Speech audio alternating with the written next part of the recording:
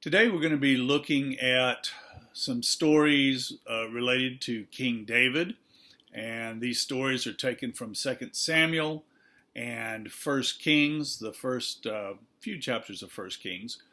We're going to be looking at them from a point of view that has a nice German name, Tendenzkritik, which sounds like in English it ought to mean tendency criticism, but that's not a good translation. A better translation is viewpoint criticism, or perhaps even motivation criticism. It's a way of looking at a text and trying to figure out what the author's motivation is.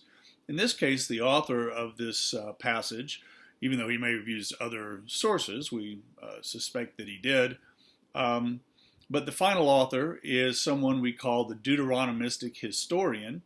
And this is someone who put together a history of Israel and Judah, dating back all the way to Joshua and going forward all the way to the end of the kingdom of Judah. But he puts special focus and pays special attention to King David, to Solomon also to a lesser degree, but especially to King David. And what we're going to be looking at in this passage today, or these passages today, is we're going to be looking at what the authors thought about King David and why they presented him in the way that they presented him. In particular, we're going to look at the point of view or motivations of the author, for example, political or ideological or theological motivations. And this is going to be based on an analysis of the text.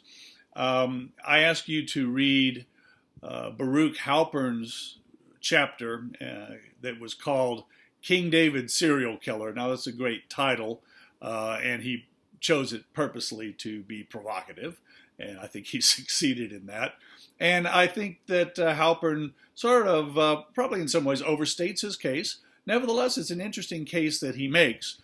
He argues that, in fact, if we look at this passage from the viewpoint of modern historians, sort of a neutral standpoint, then we would see King David in a very different light than the Deuteronomistic historians, the way that they presented him.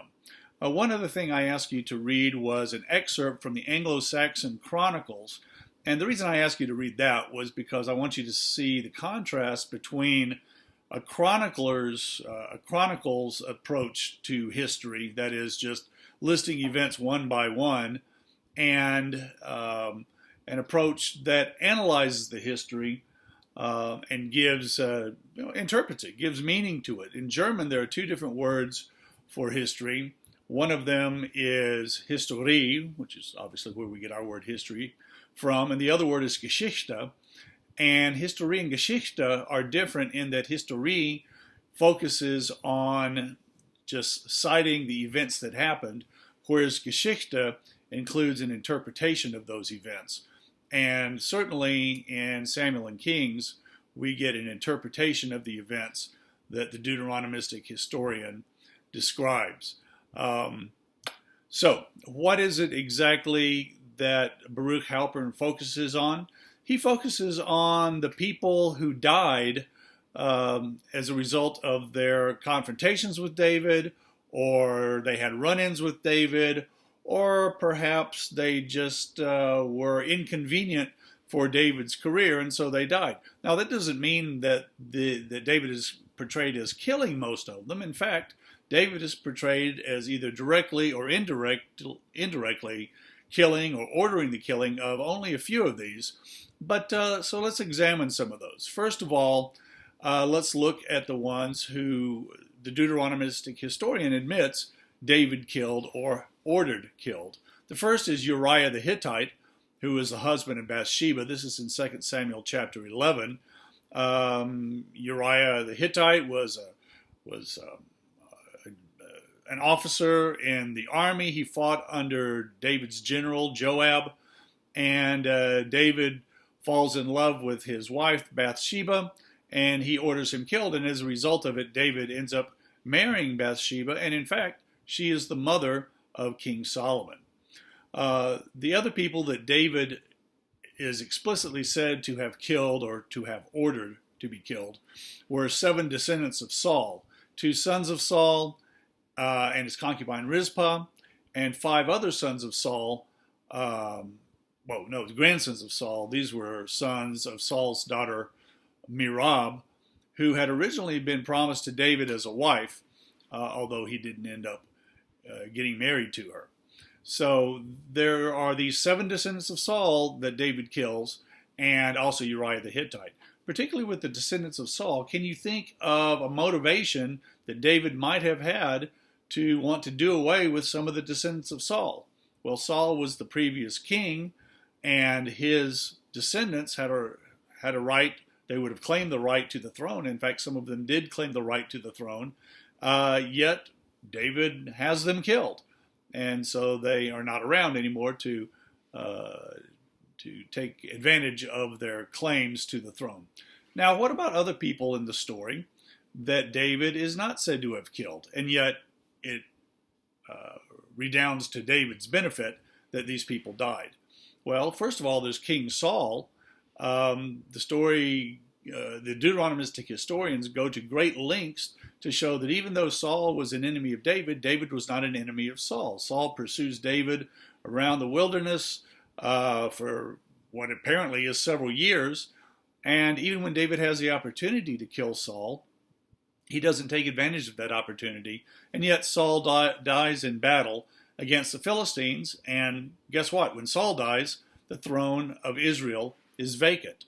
Not only does Saul die in battle, but his son Jonathan and 2 other sons also die in battle, and so they are not around to assert their claim to the throne.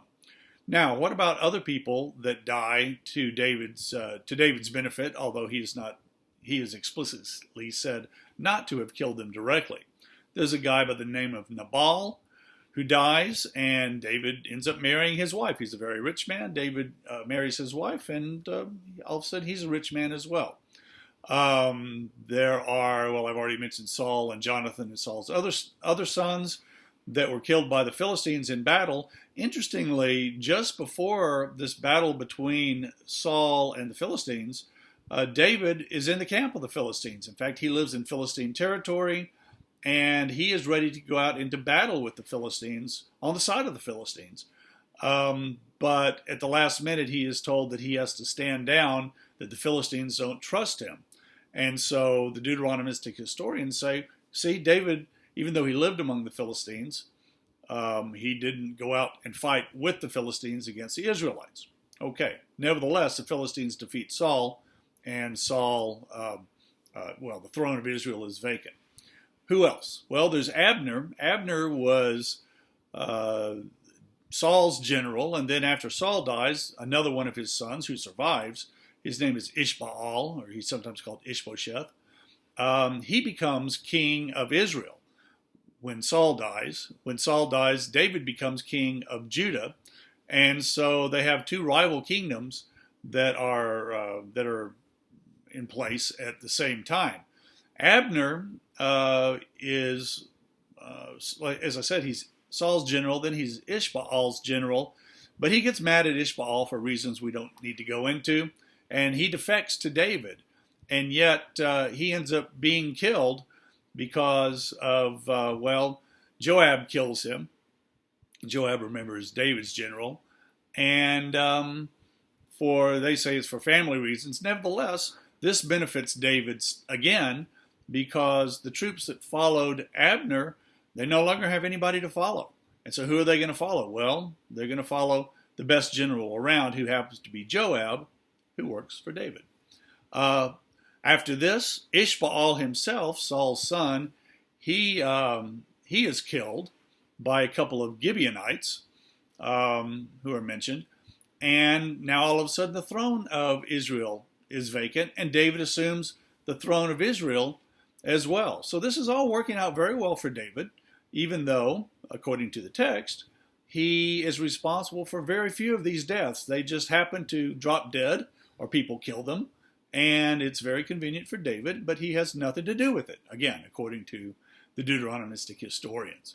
After this, some of David's sons also die. Amnon, who is the son of David and Ahinoam, one of David's wives, he dies. He's killed by Absalom, another of David's sons. Absalom himself is later killed by Joab. And then Amasa, who is Absalom's general. Absalom revolts against his father David, and Absalom is killed. And then Amasa, his general, is killed. And so, all of a sudden, all these people who opposed David in one way or another, either they were backers of Saul or they were backers of Absalom, they all are conveniently dead. Now, David has a couple of other notable relationships with people, groups of people.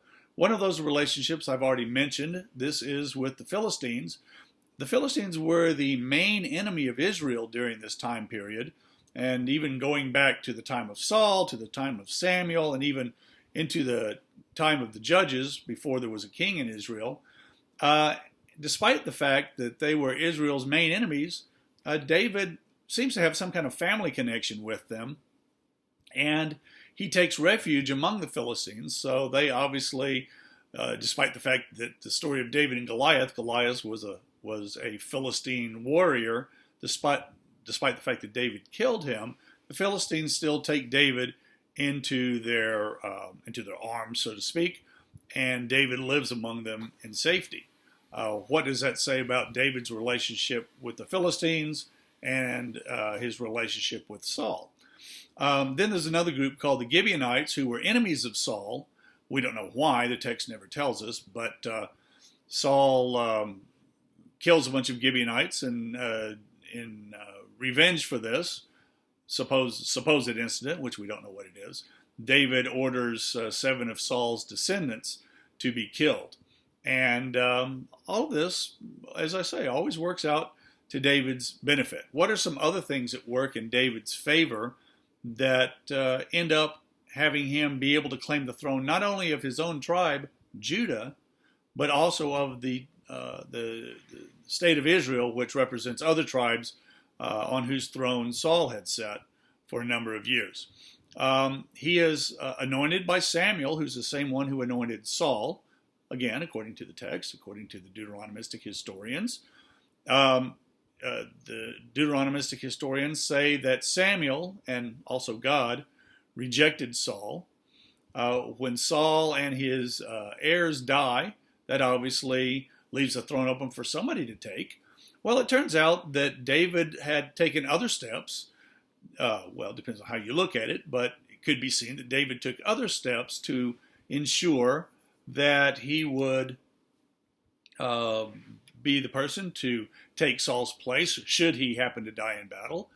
For example, he marries Saul's daughter, Michal, and it's possible that even he marries Saul's widow, Ahinoam. At least he had a wife named Ahinoam, and Saul had a wife named Ahinoam. It's unclear whether this is the same person or not.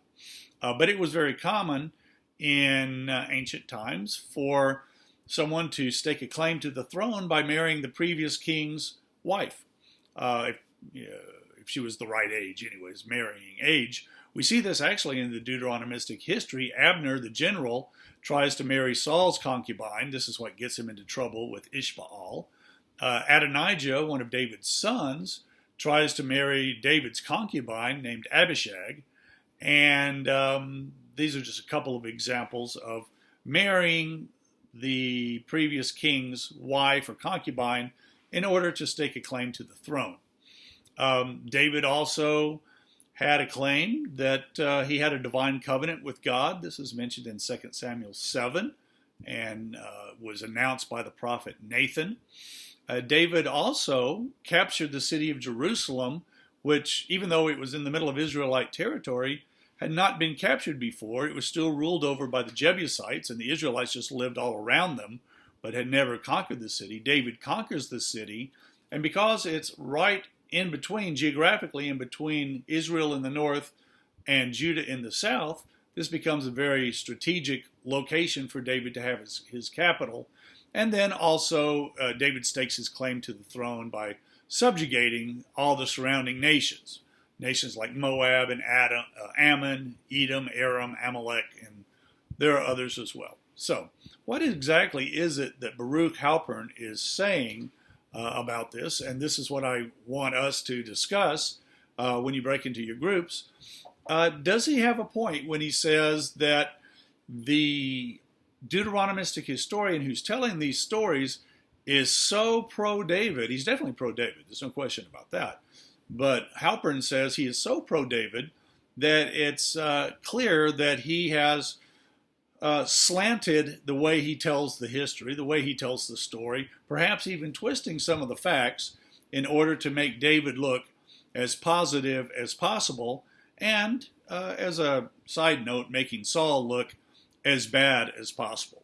So I have a number of questions that I want you to break into your groups and discuss, and we will do that in class.